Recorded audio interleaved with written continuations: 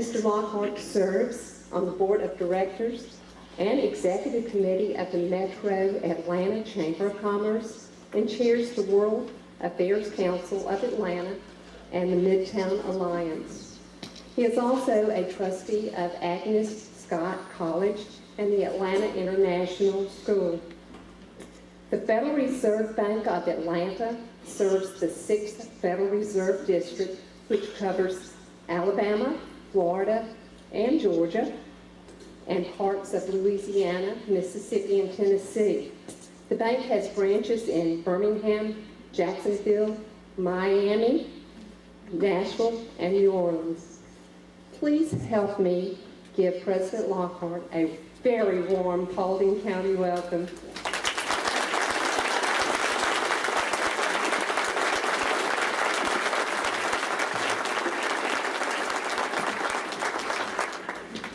Sheila, thank you very much for that introduction, and I have to say I'm flattered that there's such a wonderful turnout today. Thank you for coming.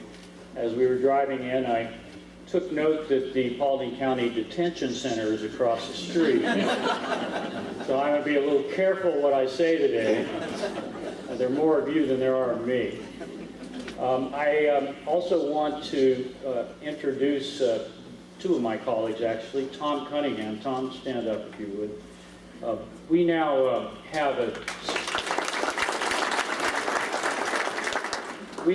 a system of designating what we call regional executives who are really oriented to talking to people in the economy and in various regions. We have 6 of them, and Tom is the regional executive for the state of Georgia. So it's his job to meet with groups like this and to get out and talk to people to try to get a real-time sense of what's actually happening, how you are experiencing the economy. I'd also like to introduce my colleague, Pierce Nelson.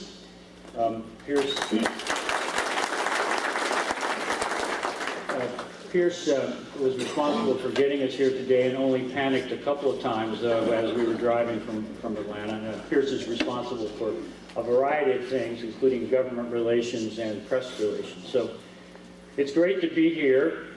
And yesterday I was in Fort Lauderdale, Florida, talking to a similar group, and they actually had some business at the beginning of their meeting, including coming up with the slogan for the group, which I thought was almost perfect. They said, "Business leaders making their community better."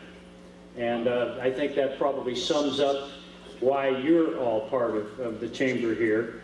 And it's been my experience over the years that in community development, very, very little happens if the business community doesn't get on board and take the lead. So I applaud you for your involvement in the Paulding County Chamber of Commerce. Community-based people, business people, as I mentioned in introducing Tom, also play an important role in helping us understand what's going on in the economy, and we typically ask people questions to get an on-the-ground view of what's happening. We're interested in questions like whether businesses are making investments or not, whether you're seeing stronger sales, whether you're building staff, that is hiring people or have plans to hire people, and importantly to the question of inflation, whether you're passing through price pressures or price increases that you may be experiencing. Sometimes this information we can actually extrapolate to the national level and helps me in preparing for the Federal Open Market Committee meetings, and this may be on your cheat sheet. That's the primary monetary policy forming entity of the Federal Reserve. And then sometimes it's really local information. Part of our job is to try to distinguish between what you might call truly local idiosyncratic information and that reflects what's going on in the country overall. To give you an idea of what I'd like to do today, I want to walk you through what we would consider a pretty conventional treatment of current economic concerns. I'll start with a few comments on the Atlanta area and Paulding County.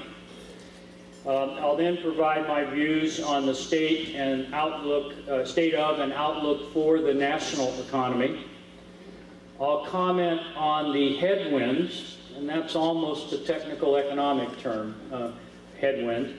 That's headwinds that are holding back stronger economic growth for the country, as well as the key risks to the outlook that I will lay out. And then I'll close with a few points on the Fed's monetary policy, particularly the question that I engage every few weeks before I go to a Federal Open Market Committee meeting. And that question is current policy appropriate to the outlook and risks? It's important that I make the point that when we set policy, we're always looking ahead. So we're always basing policy on an outlook or a forecast. Forecasting is a challenging exercise, so we are always operating with a certain degree of uncertainty that accompanies any effort to forecast. As you listen today, please understand that these are my personal views. I'm not speaking for the Federal Reserve, and my views may not be shared by my colleagues on the FOMC or in the Federal Reserve System. I would describe the pace of the ongoing economic recovery in the United States as moderate, and that's true also for the state of Georgia. While conditions in Georgia have been improving since 2009, progress has remained relatively slow. The state's unemployment rate is down 1.6 percentage points from its peak in 2010. Closer to home, here in Paulding County and Atlanta, the unemployment rate in greater Atlanta continues to decline, reaching 8.8%, and that's versus a national number now of 8.2% in April, and that's compared to a peak of 10.5% in 2010. Here in Paulding County, the unemployment rate has declined a bit, further to 8% at the moment, according to our data. I have heard repeatedly from business contacts in this area that the challenge for Paulding County and for the entire metro Atlanta area remains dealing with the consequences of the real estate downturn. As you know, Paulding County was one of the fastest growing counties in the nation during the previous decade. The recent recession and resulting decline in population growth left many residential and commercial developments stressed. I note with great interest the plans that you have in Paulding County to grow and attract a wider variety of businesses, transforming from a bedroom community to a more resilient center for business will help alleviate some of the stresses caused by a concentration in real estate. While it will take time, this area and the Atlanta region as a whole will eventually emerge from the real estate slump. Looking to the more immediate future, though, most of our business contacts in the state and the region are planning for a continuation of the modest growth trends we have witnessed to date, while keeping an eye on risks at the national and even international level that could, if they materialize, actually be felt here. World news and the flow of data at the national level evoke a similar mixed and cautious reaction at the moment.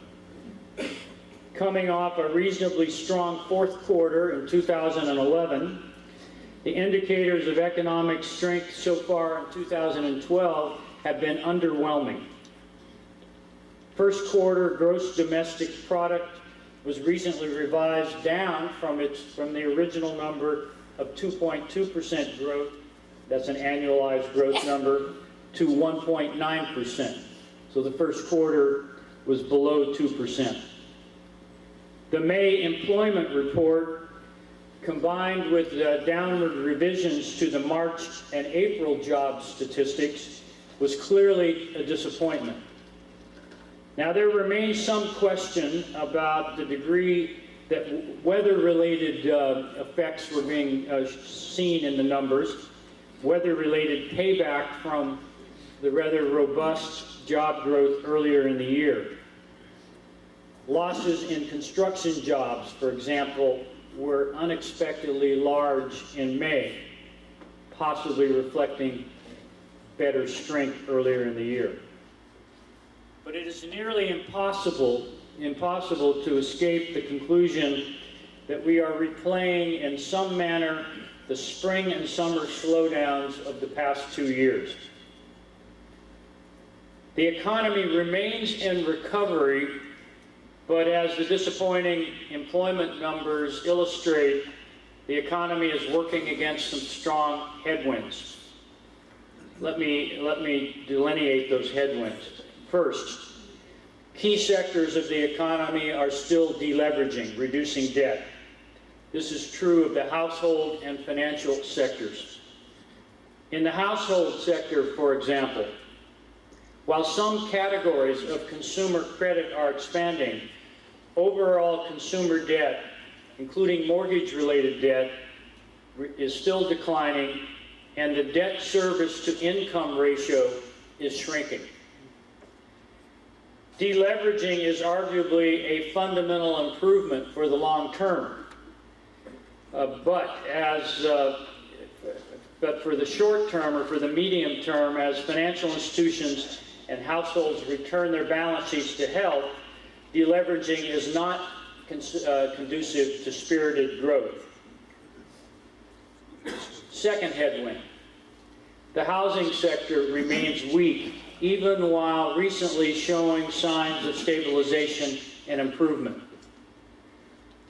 Home prices, and I would say more than house building, influence the health of the broad economy through their effect on consumer attitudes. Home prices in many markets appear to be stabilizing, but there remains a sizable inventory of unsold homes that is likely to work against a sustained firming or upturn in home values. At the same time, the government sector overall, including importantly state and local government, continues to contract. A shift of relative weight in the economy from the public to the private sector requires significant adjustments. Labor and other resources have to be reallocated to other areas of the economy. These adjustments take time, and they also limit the pace at which the economy can reasonably be expected to expand. Finally, there continues to be what I'll call an uncertainty drag on confidence and economic activity. While the makeup of the array of uncertainties has moved over time, and the intensity of the restraining effect has modulated, it's clear that uncertainty is holding back hiring and capital expansion plans of U.S. businesses. As a result of these various headwinds, I expect the recovery process to be slow and drawn out. I think the most reasonable expectation is moderate growth, a slow and possibly halting decline of unemployment, with inflation staying close to the Federal Open Market Committee's 2% target.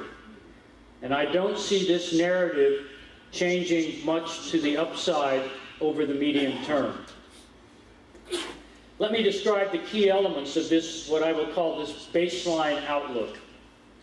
The modest recovery and associated slow job growth is keeping income growth subdued. These conditions are likely, in my view, to restrain consumer or retail spending.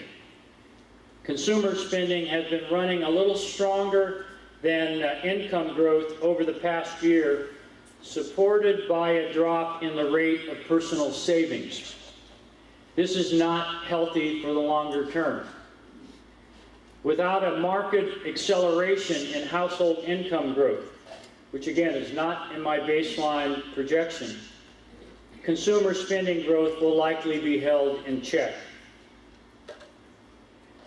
Export growth has been strong over the recovery, and U.S. manufacturers in particular have benefited from growth of exports to emerging economies.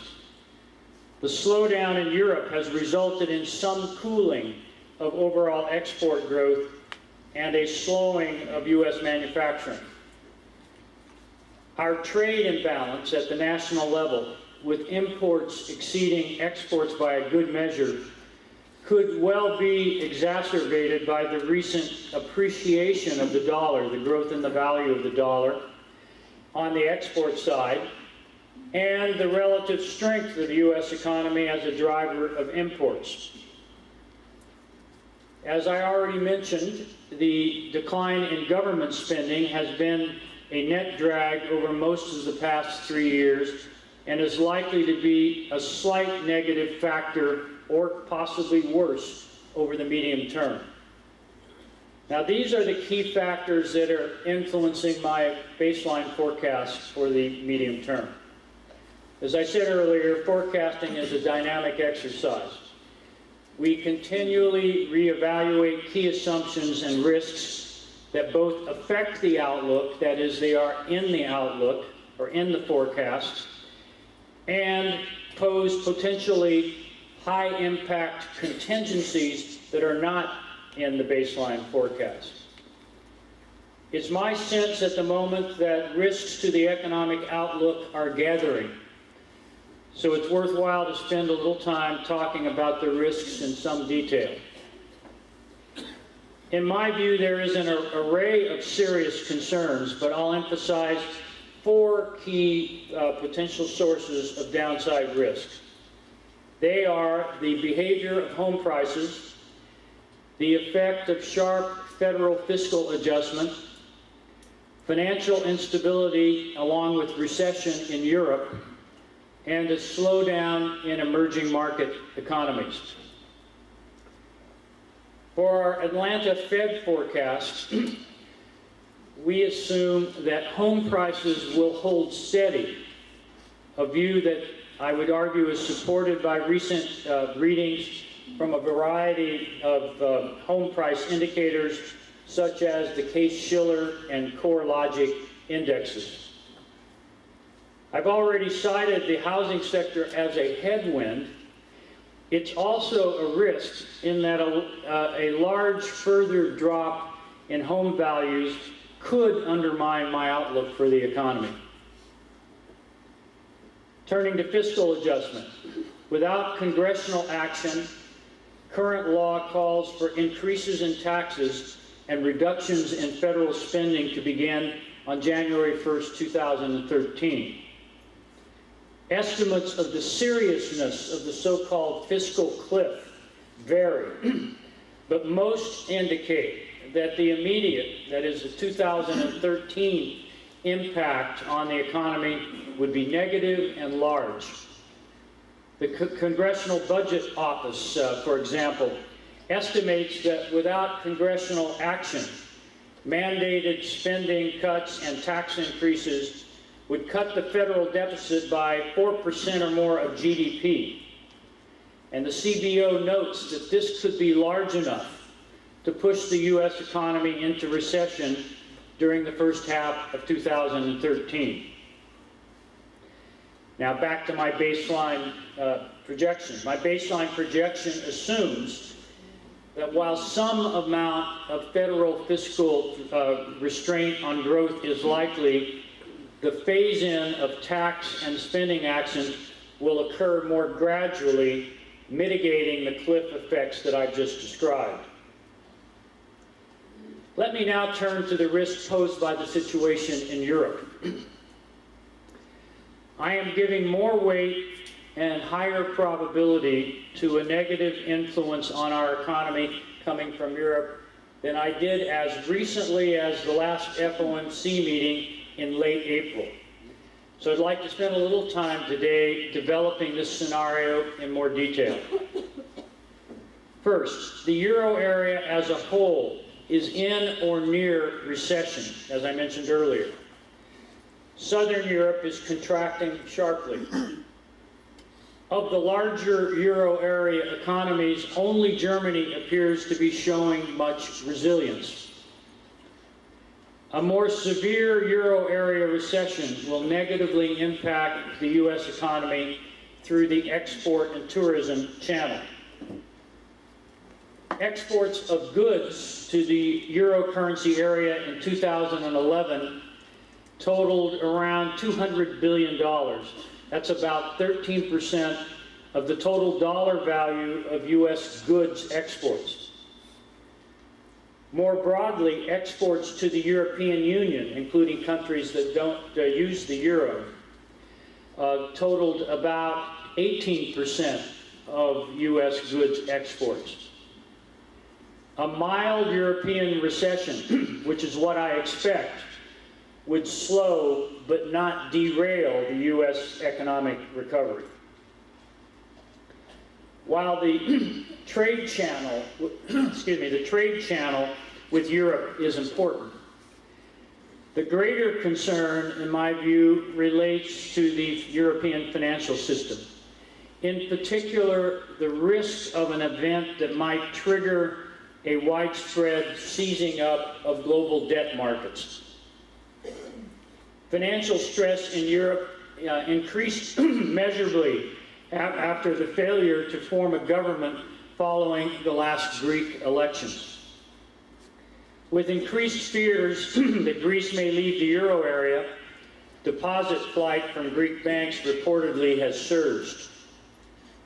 Sovereign debt spreads and credit default swap costs of protection have increased in Greece, Portugal, Spain, Italy, and Ireland. Against this picture, U.S. financial institutions have been taking steps to limit their direct European exposure.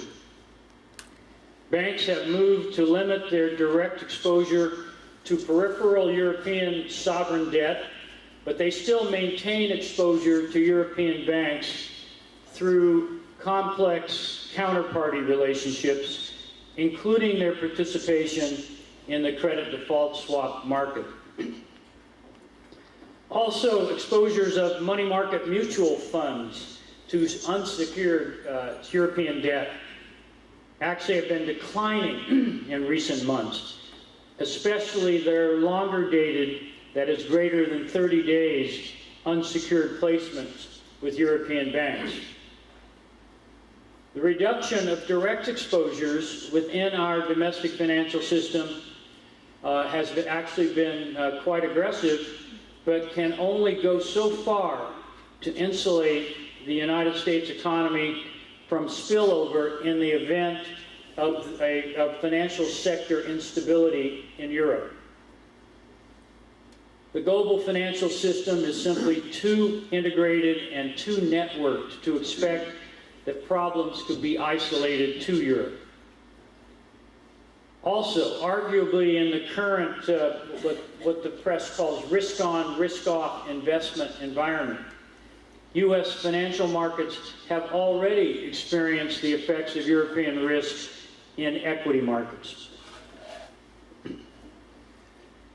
Another related global risk is the apparent slowdown occurring in a number of large emerging economies, notably China, Brazil, and India. Our recent export strength is substantially related to strong economic performance in emerging economies. A growth slowdown in emerging economies would aggravate the effects of the European slowdown by further limiting the role of exports in the U.S. recovery.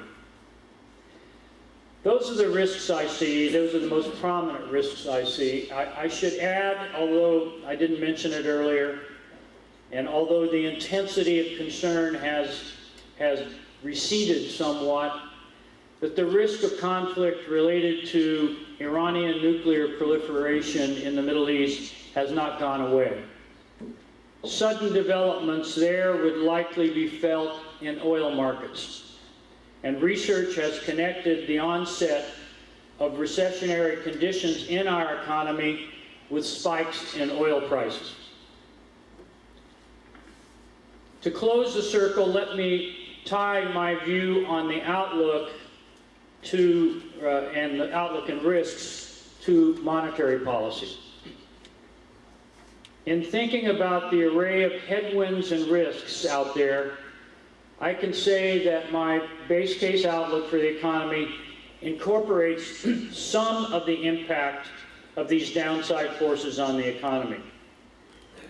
That said, the full potential impacts of a downside scenario related to Europe or a global economic slowdown or some other externally sourced shock are not factored into the outlook that I described.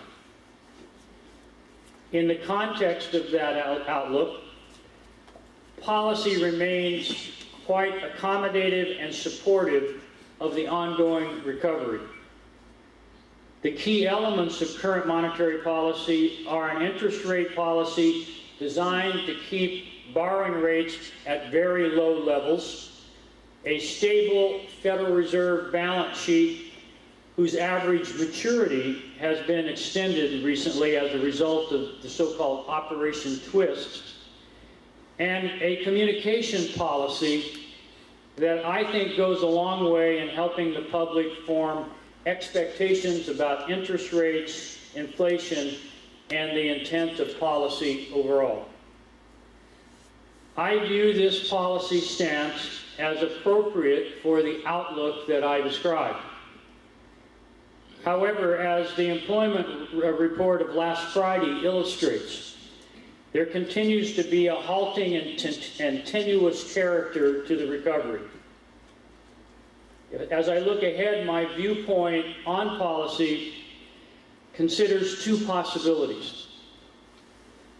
Should it become clear that something resembling my baseline scenario of continuing, though modest, growth is no longer realistic, further monetary policy actions to support the recovery will certainly be needed.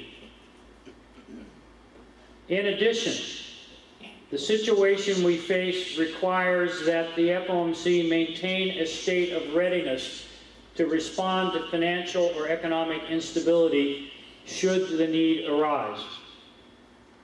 I'm confident that the committee retains the capacity to act and the tools to promote stability.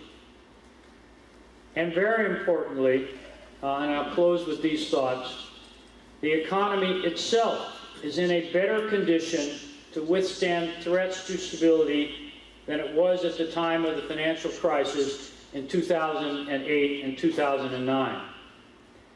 I still think it's prudent to acknowledge a degree of fragility, but in its fundamentals, the U.S. economy has made substantial progress toward resilience. So with those thoughts, I thank you for your attention, and I'd be happy to entertain questions from the floor.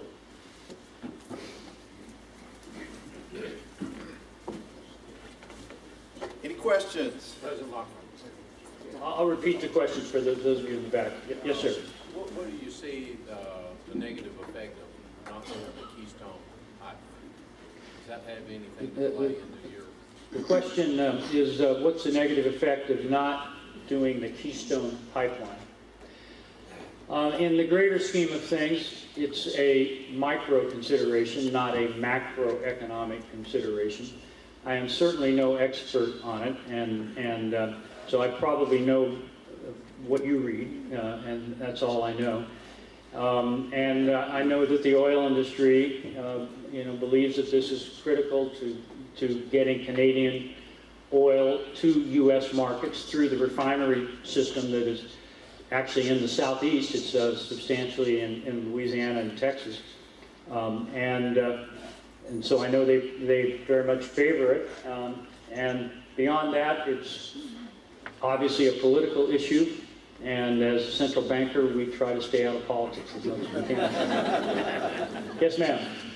I'm Virginia Galloway, State Director of Americans for Prosperity.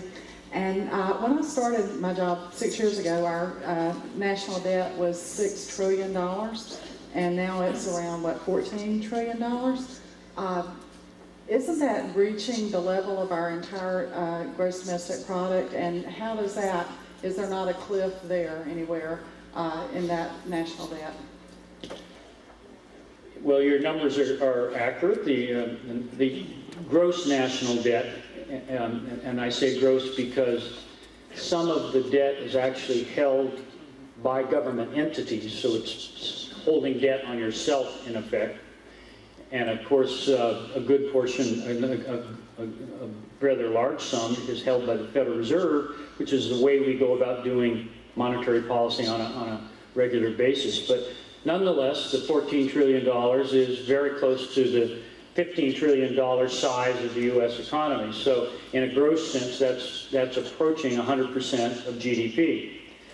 The conventional wisdom globally or around the world on debt levels is that a healthy level of national debt is in the range of 35 to 40%. And we were at 35 to 40% not too long ago. And now we are at something, let's say, well above that, depending on how you want to measure it. There's been quite serious research done. A paper presented last summer at a Federal Reserve conference that argues that there's a sort of tipping point of around 85% of GDP, after which the level of debt just gets in the way of economic growth. So clearly it's a serious concern. We tend, as central bankers, not to invade the fiscal space and talk about fiscal matters too much, or at least certainly not in detail. That's really the purview of the Congress and the administration. But I have said repeatedly, and Chairman Bernanke, as recently as this morning, re-emphasized the importance that Congress and the administration need to come up with a credible long-term plan that brings the level of debt into a more manageable level. So yes, I think it's a very serious concern. Yes, sir. Relative to house prices or home prices, what do you think about a theory that instead of continuing the quantitative easing, you just let interest rates rise?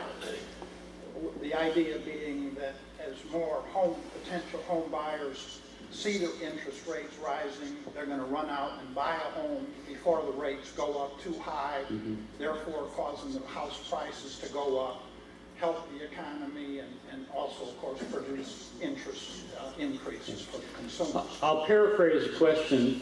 I've had the question before, and so it's on the minds of a lot of people. The gentleman related this to house prices or home prices, but you could relate it to business investment as well. And the thought is, if you let interest rates rise or certainly announced a near-term date, you would end up with what you might call the fire sale effect. That is, people who would go out and do something because it's cheaper now, money is cheaper now than it's going to be at some point in the future. And, to some extent, our communication policy has performed that role by going to specific dates. Last August, we announced that in all likelihood, interest rates would remain low until the middle of 2013, which, of course, now is only a year away. Then in January of this year, we extended that through the last quarter or the end of 2014. And as we get closer to those dates, if that communication policy continues, people are going to recognize that they may be entering a period of rising interest rates. This is a trade-off. We can only have one policy. I often hear a similar question around, aren't you hurting savers, or aren't you hurting people who live off of interest income? And the best answer I can give is we have one policy that's designed to bring the economy back to health as rapidly as possible, to reduce unemployment, obviously keeping inflation under control. And in our judgment, financial conditions involving really what are now rock bottom interest rates is one of the most important tools we have to nurse that economy back. And the economy coming back in an overall sense is in the interest of everyone, whether it be someone who's trying to sell a house or someone who's living off of a bank CD or whatever it may be. So it's hard for me to embrace the idea of sort of preemptively announcing an interest rate rise that would have conceivably a negative effect on the overall economy in order to get certain positive effects like upward pressure on home prices. So I'm not an advocate of that view, but it's a serious point of view that I've certainly heard frequently. Yes, sir. I'm Steve Frederick. I'm a financial advisor. I make my living by suggesting people buy into this economy in the form of equities. And when I talk to, or when I listen to people who look at the economy from a macro level, the best I hear is very moderate, very slow growth. And yet when I look at it from my end of the spectrum, I see companies with a lot of cash on the sideline, very lean operations, record corporate earnings, and where's the disconnect? I see the potential for an economy to get going pretty quickly. I don't know when that's going to happen, and maybe that's the disconnect between this very moderate, slow pace of growth and a number of elements that I see in place to maybe accelerate that growth. If there is a disconnect, I would say that what you see when you look at individual, particularly large companies, and you would be looking at what are mostly public companies, so they are going to be the larger companies, only tells part of the story. They are, all things considered, poised for growth, but at the moment still rather cautious. That's the reason you have such large cash balances on the balance sheets of many public companies. And as their outlook becomes more encouraging, in all likelihood, some of that cash will come off the sidelines and be reflected in investment and we hope in hiring as well. The reason large companies are quite profitable, even in this rather slow growth economy, is because during the recession, and this is obviously a generalization, but during the recession, there was a really strong drive for productivity. So the layoffs that occurred have stuck in many companies, and meaning they have simply reduced the workforce for the same amount of work. And that is at least one definition of a rise of productivity. So companies are operating very lean. They're managing for cash. They are generating cash, and then they are not investing that cash, at least in investments that are expansion-oriented. And that picture, one hopes, will change, but it's going to change when the uncertainty factor shrinks. And when I talk to business people who are involved in larger corporations, they continue to say there's just too much uncertainty out there, whether it be related to Europe, as I mentioned in my remarks, or uncertainties that are more, let's say, more particular to their industry. And as I said, large corporations don't tell the whole story. Another part of the story is small business, and small business hasn't seen that same recovery of profitability.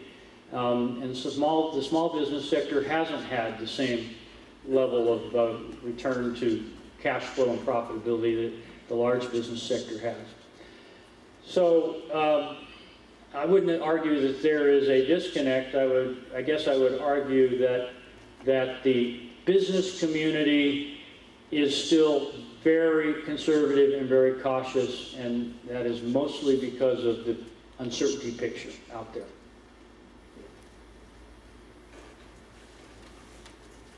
All right, well, Thank you very much. It's great to be involved with County.